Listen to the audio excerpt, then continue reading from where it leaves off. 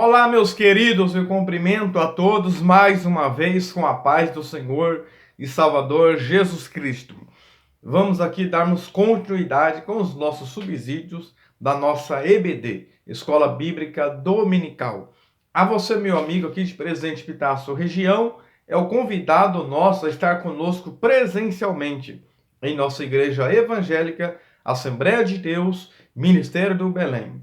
Em nossa sede na Rua Cuiabá, 146, em frente da Caixa Econômica Federal. E na congregação no bairro onde estamos, nós temos também, no mesmo horário, às 8h30 da manhã, na Rua Antônio Venâncio Lopes, 2034. Essas aulas virtuais não substituem a aula presencial. Então, faz jus, faz-se necessário você participar presencialmente.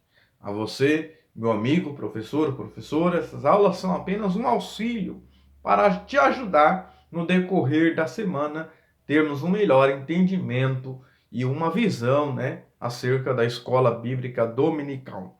Estivemos a lição passada, que já estamos finalizando este terceiro trimestre, já estamos caminhando para o quarto trimestre, quando nós vamos estar estudando sobre as promessas de Deus no Antigo Testamento, no Novo Testamento. Vai ser uma aula muito especial, muito gloriosa para nós.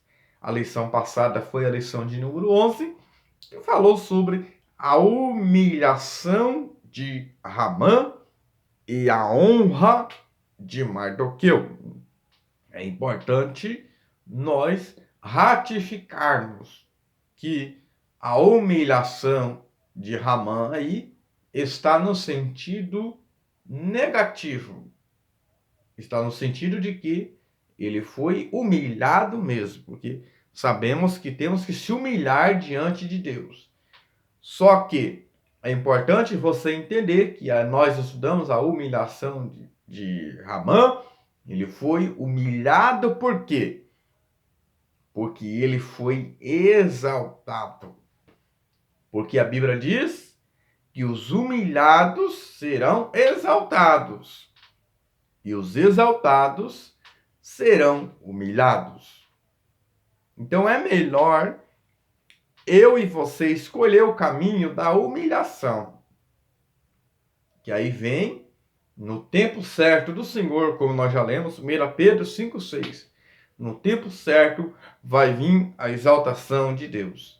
E a exaltação de Deus para mim e a sua vida, eu vejo isso muito lindo, muito glorioso, porque a exaltação de Deus, ela vem no lugar da humilhação. Nós temos exemplos bíblicos. Por exemplo, José. José foi muito humilhado ali no Egito, vendido pelos seus irmãos, jogado na cova, foi para a masmorra, a prisão, caluniado, perseguido. E é nesse ambiente é que ele vai ser o governador de toda a terra do Egito. Então, é melhor nós se humilharmos, mas se humilharmos diante de Deus. É o que diz 1 Pedro 5,6. Debaixo da potente mão de Deus. Ou seja, quem se humilha debaixo, Deus vira a mão e coloca em cima. Só que nós lemos lá que é no tempo de Deus. Não é no meu tempo.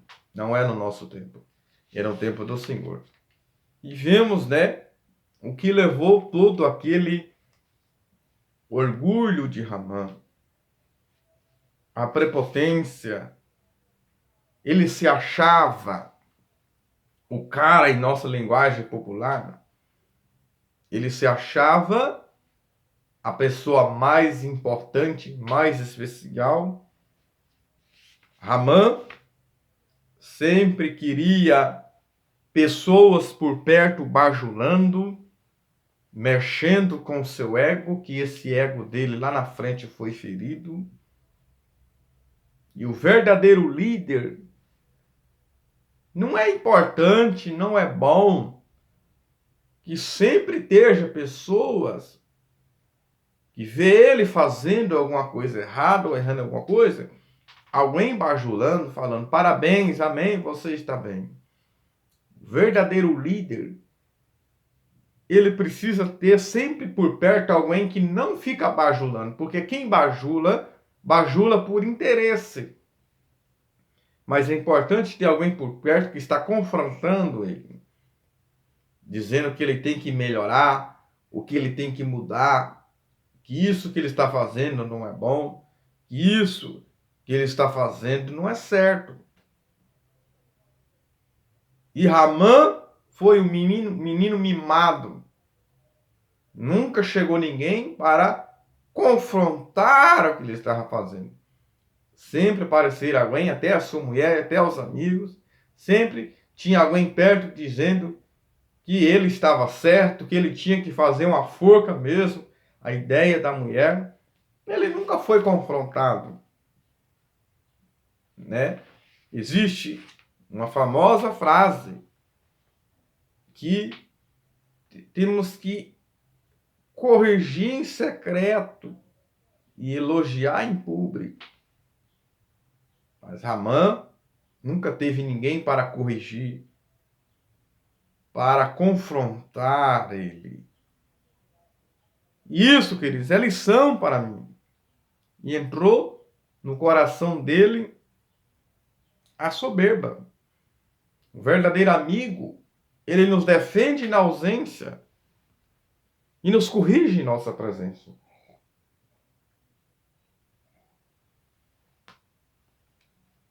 Esse sim é o verdadeiro amigo. E aí estudamos, né, sobre a síndrome de imperador. Porque Ramã se achou o imperador por um dia, se achou rei por um dia. Veste real, cavalo, coroa, né? Ele se achou por um dia. Ele queria para ele. E o que ele desejava para ele, o rei falou que era para ele fazer com Mardoqueu. E esse orgulho tem tomado conta das pessoas nesses últimos dias, que também não é de hoje. Nós temos exemplos bíblicos de pessoas que se orgulhou, de pessoas que foram soberbas. Nós temos no Novo Testamento, no Antigo Testamento nós vemos ali Uzias, né, que entrou no templo ali, levou uma lepra na testa. No Novo Testamento nós temos Atos 12, Herodes se vestiu das vestes reais. O povo gritava: és um Deus, voz de Deus e não de homem. E ele não deu glória a Deus, ou seja, a glória que é a Deus, ele aceitou para ele. A glória humana. E nós temos muitas pessoas orgulhosas em nosso tempo, em nossa política. Por que não dizer de Tancredo Neves, que foi um presidente há muito tempo atrás, e aliás, ele não foi presidente por quê? Por que ele não chegou à presidência? Porque ele disse que nem Deus tiraria ele da cadeira da presidência. E no dia que ele tomou posse, um câncer tomou conta, ele morreu. Queridos, isso é lição para nós. Porque eu nunca posso usar essa expressão, eu sou. Isso, no meio evangélico também, queridos. Eu não posso dizer que eu sou o melhor ensinador. Cuidado que isso é a síndrome de imperador. Ninguém prega melhor do que eu. Ninguém ensina melhor do que eu. Cuidado. Ninguém canta melhor do que eu. Eu sou bom. Essa igreja só está assim porque eu fiz isso. Cuidado que isso é a síndrome de imperador. Nós não somos nada. Nós estamos. Você está como pastor está. Como pregador, está como ensinador. Nós não somos, nós estamos.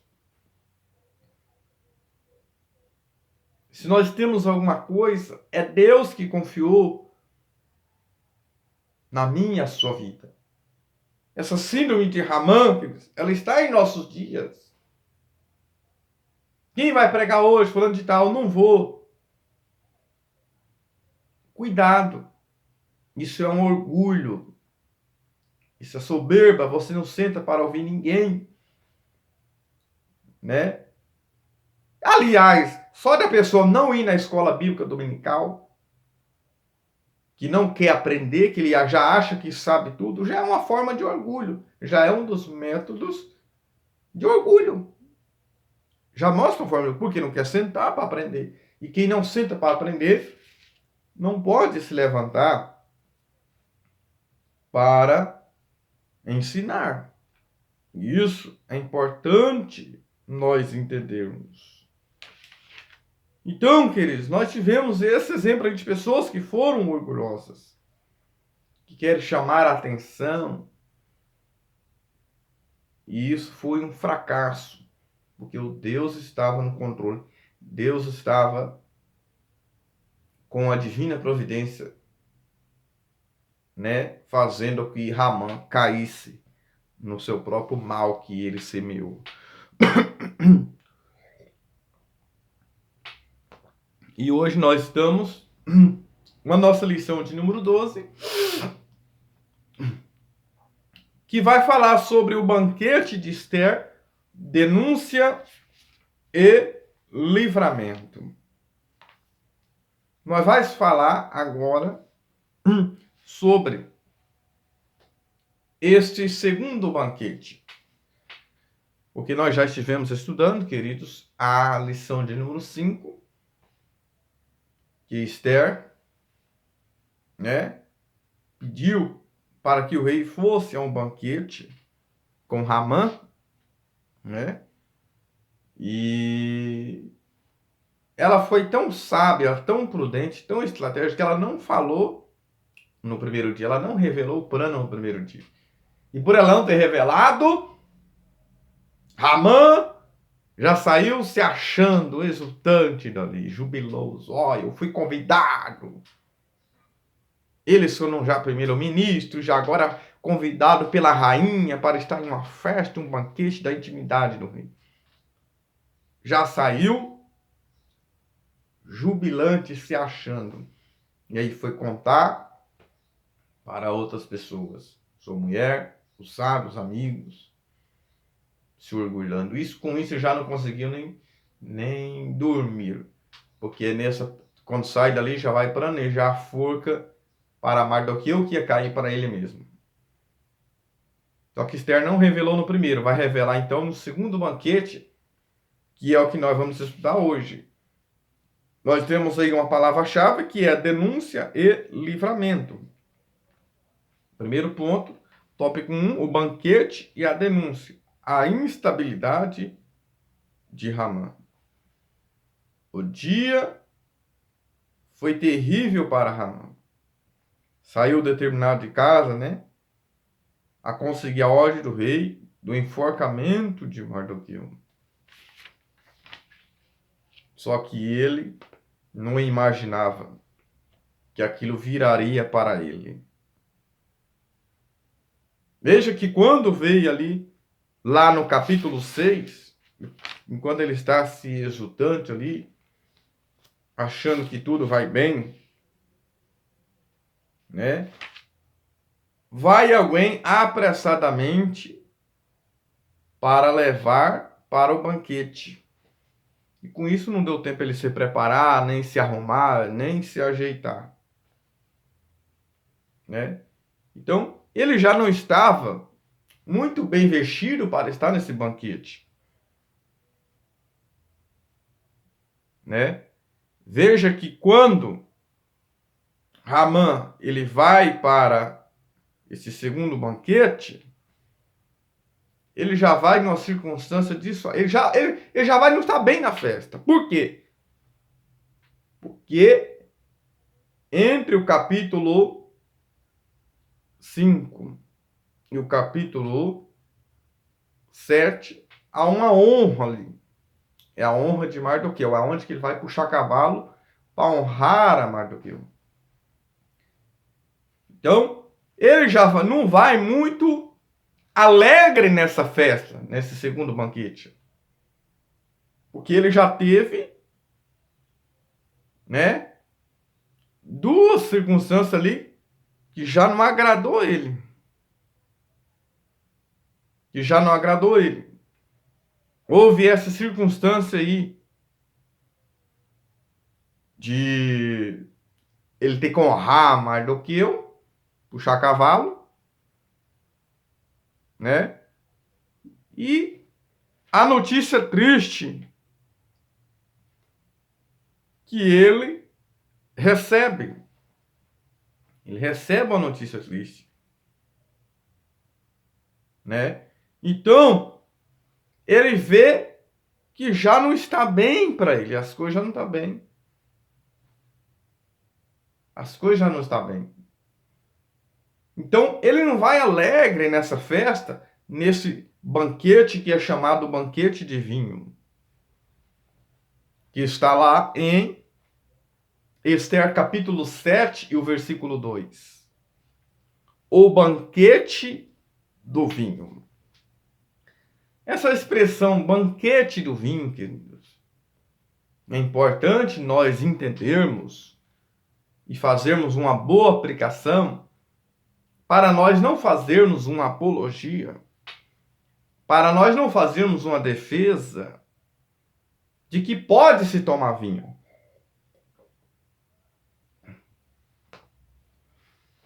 Dentro da cultura judaica era o vinho, a bebida muito especial. Só que Deus nunca se agradou das pessoas tomar vinho e se embriagar com vinho.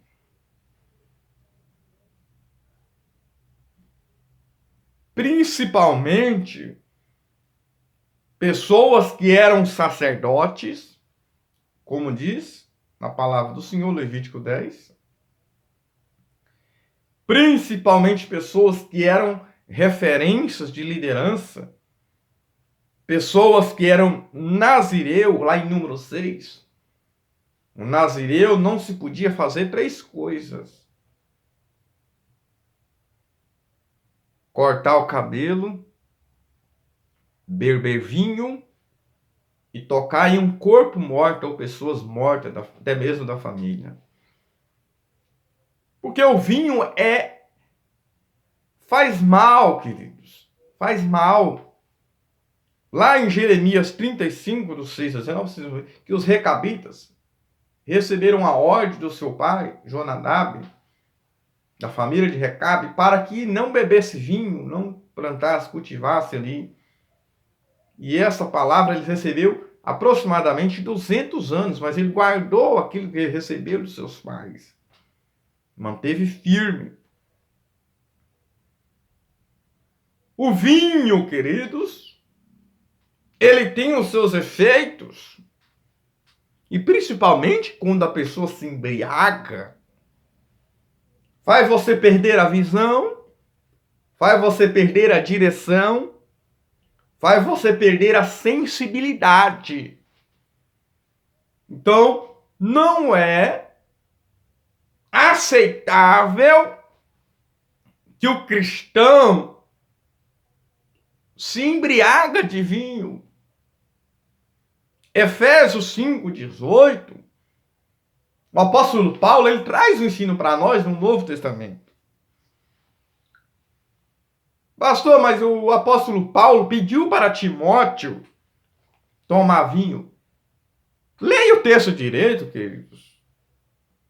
Leia o texto direito. O apóstolo Paulo ensinou somente a Timóteo, já entendemos. Um pouco de vinho e misture com água por causa das suas constantes enfermidades. O vinho é medicinal também, sempre foi. Mas naquela época não tinha os remédios que nós temos hoje. Hoje nós temos.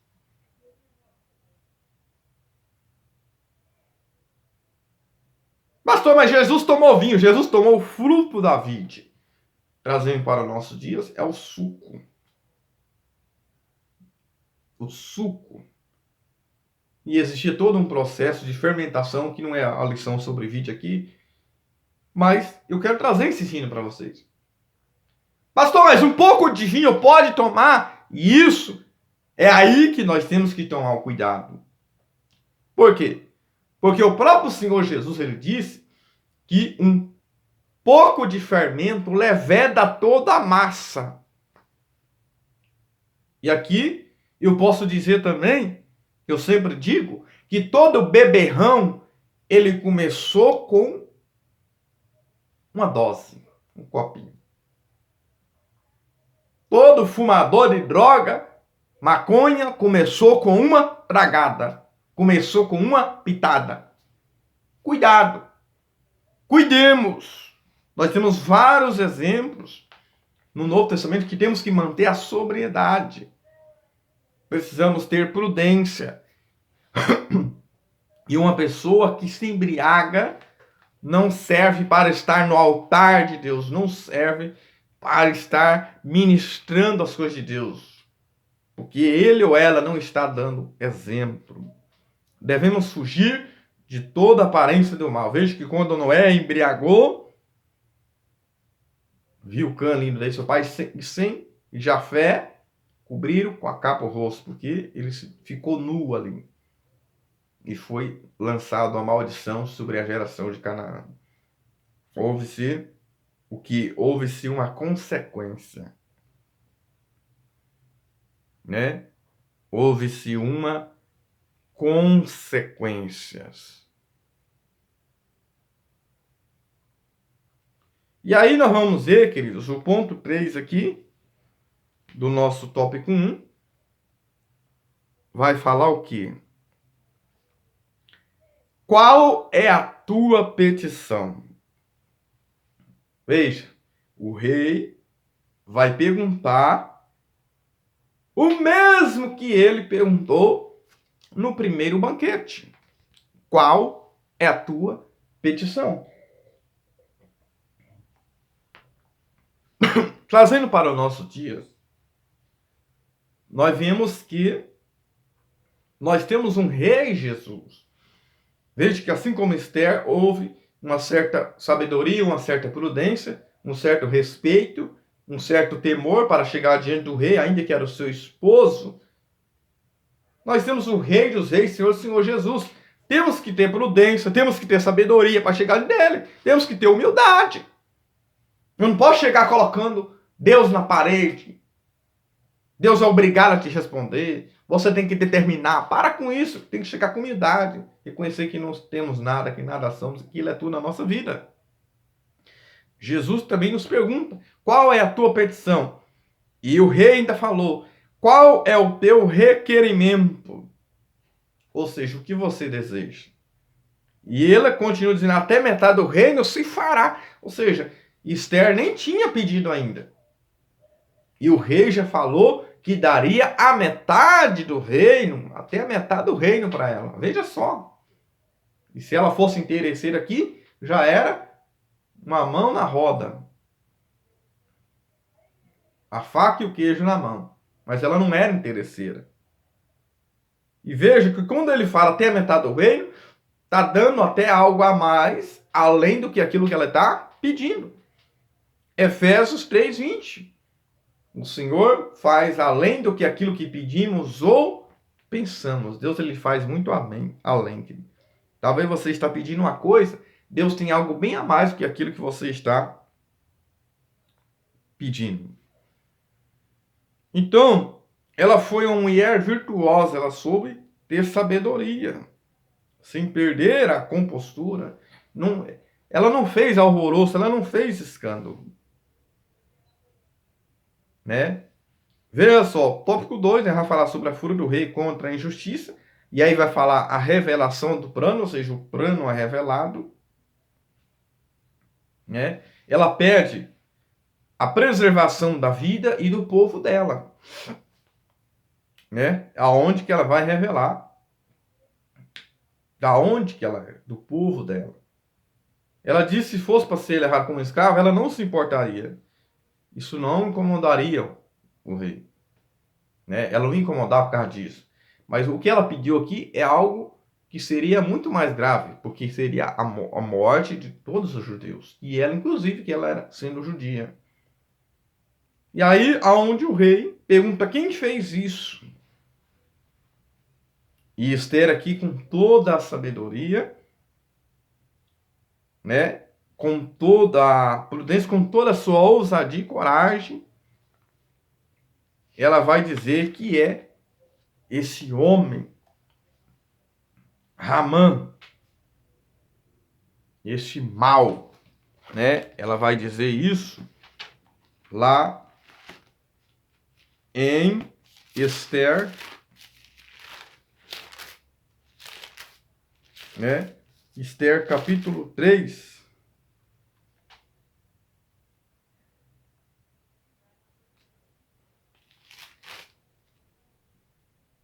versículo que nós vamos ver, né? Veja que havia uma autoridade. Ele tinha selado com o anel aquilo ali.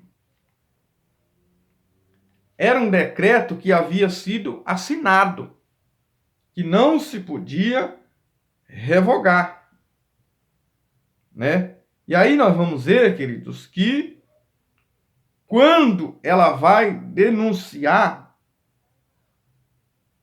versículo 6 do capítulo 7, o homem opressor e o inimigo é este mal, Ramã. Então Ramã se perturbou perante a rainha, ou seja, ela fez uma denúncia. Existe uma famosa frase que disse que o que me assusta não é o grito dos maus, mas é o silêncio dos bons. E Salomão também fala que há tempo de falar e há tempo de ficar calado. E Esther, com sabedoria, ela soube de tudo isso.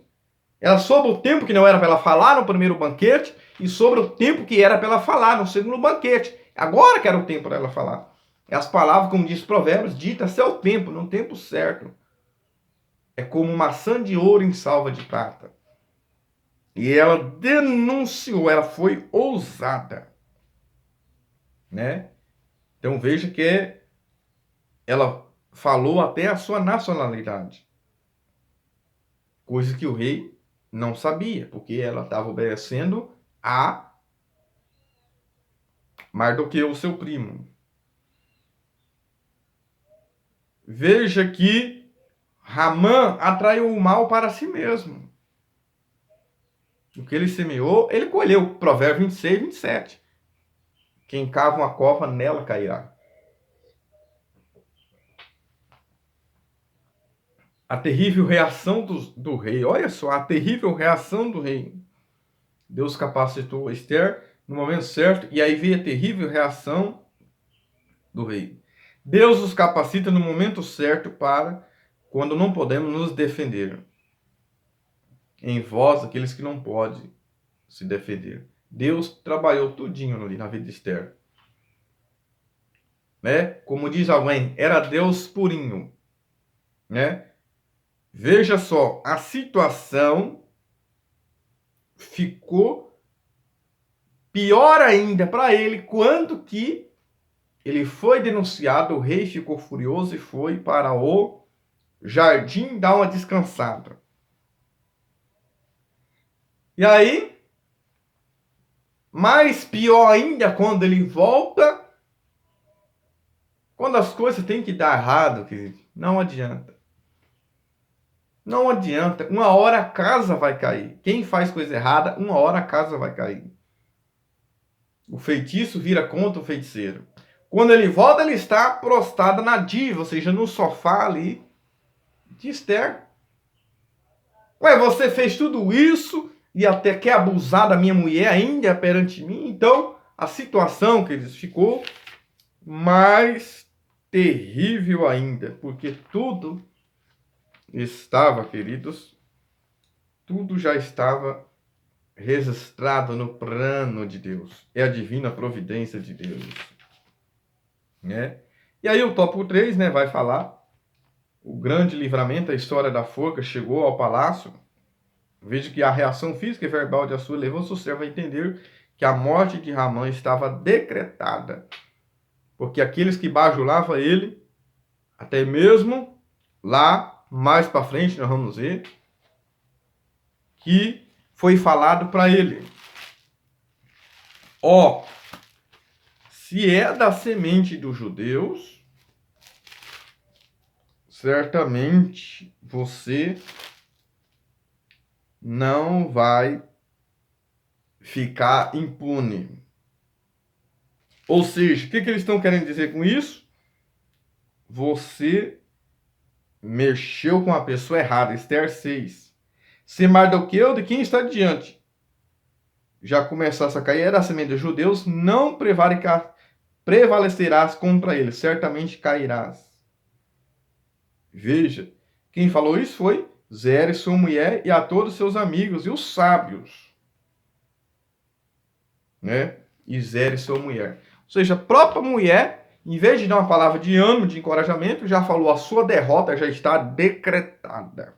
E aí cobrir o rosto de Ramã. Cobrir o rosto é porque quando a pessoa já está condenada, as pessoas não queriam, os persas não gostavam de olhar para o condenado. Então já cobriu o rosto, já sinal que a coisa não estava boa, que a condenação já veio sobre ele. Veja que Harbona sabia até o tamanho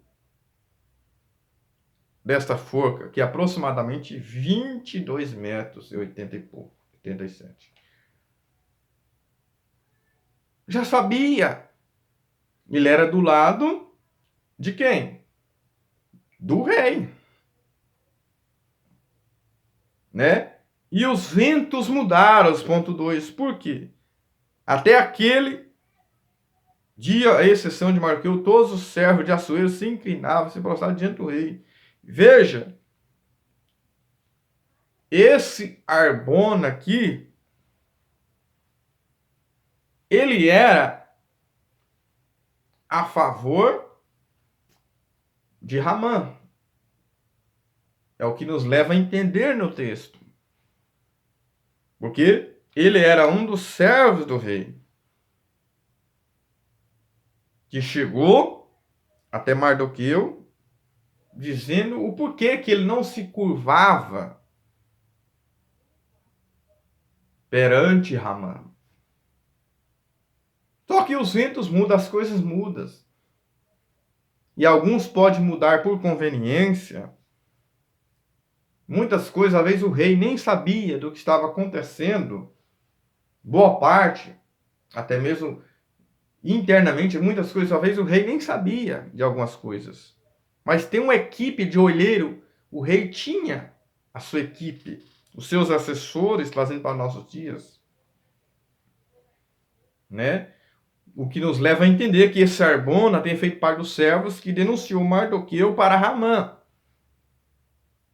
E agora, Harbona, que era a favor de Ramã, por ter denunciado Mardoqueu, agora está contra ele. Agora está contra ele. Então, a situação ficou pior para Ramã. Porque isso nos leva a entender o que o homem semear, ele vai colher. Os seus 10 filhos foram mortos, toda a família foi destruída por causa do seu orgulho, por causa da sua soberba. E aí nós estudamos nessa lição sobre o que aconteceu no banquete de Esther. Houve uma denúncia e houve um livramento. Deus livrou Esther e livrou todos os judeus. Deus protegeu, guardou seu povo, porque ele tem uma promessa. Então, assim como Deus fez na vida de Esther, honrando, abençoando, e fez também na vida de Ramã, o que ele semeou, a forca caiu para o lado dele, o mal caiu para o lado dele. Então, é melhor nós fazermos o bem. É melhor nós amarmos as pessoas. É melhor nós sermos humildes. É melhor nós sermos verdadeiros. É melhor nós sermos sinceros. Porque assim nós vamos ser honrados, exaltados, guardados, protegidos pelo Senhor. Livramento, aqui essa palavra livramento está associada à salvação. Assim como Deus salvou Esther, houve a salvação dos judeus. Jesus quer salvar a minha e a sua vida, salvar a sua casa e a sua família. Para isso, temos que ser submissos, temos que obedecer, temos que sermos humildes diante do Senhor Jesus. Amém? Vamos chegar aí a 1000 inscritos. Se inscreva no nosso canal aí, compartilhe nos grupos, nas redes sociais, que muitas vidas vão ser alcançadas pela palavra do Senhor. Amém.